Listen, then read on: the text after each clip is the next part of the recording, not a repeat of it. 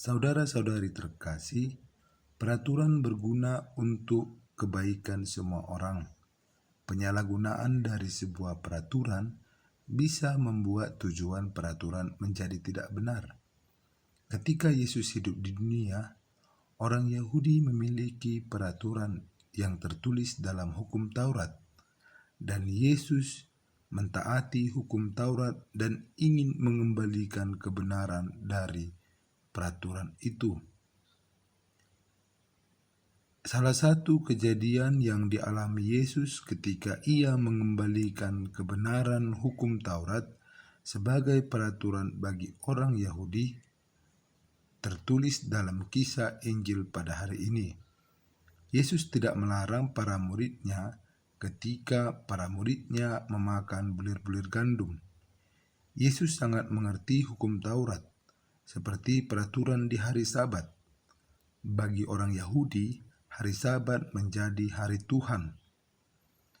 Kebenaran hari Sabat merupakan keadaan di mana manusia tidak lapar, tidak sakit, dan tidak menderita.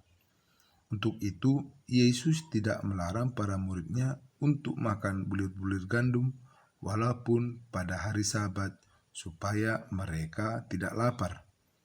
Namun orang Farisi tetap menyalahkan Yesus karena mereka sudah kehilangan kebenaran tentang peraturan hari Sabat. Kebenaran akan peraturan juga dituliskan Rasul Paulus dalam suratnya pada bacaan pertama hari ini.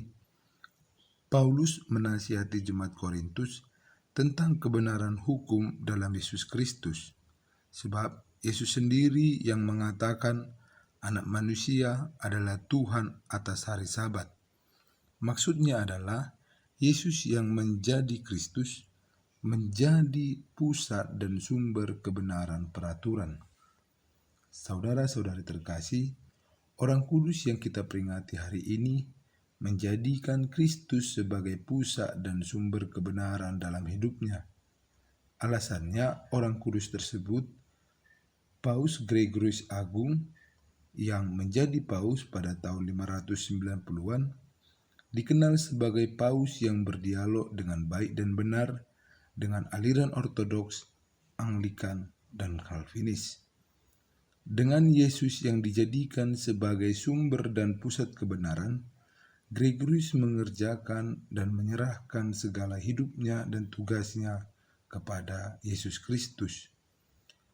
Dia banyak menuliskan hidupnya dan juga menuliskan banyak lagu-lagu, sehingga ia menjadi santo pelindung para musisi, penyanyi, pelajar, dan guru. Gregorius Agung pernah menjadi paus dan memberi kesaksian tentang kebenaran Kristus melalui tulisan dan syair lagunya. Kita yang percaya kepada Kristus juga dapat menjadi perantara kebenaran dalam hidup dan tugas kita, dengan mengusahakan kebenaran, supaya kebenaran pada peraturan dapat kita ungkapkan dengan cara mengandalkan Yesus dalam setiap langkah hidup kita. Amin.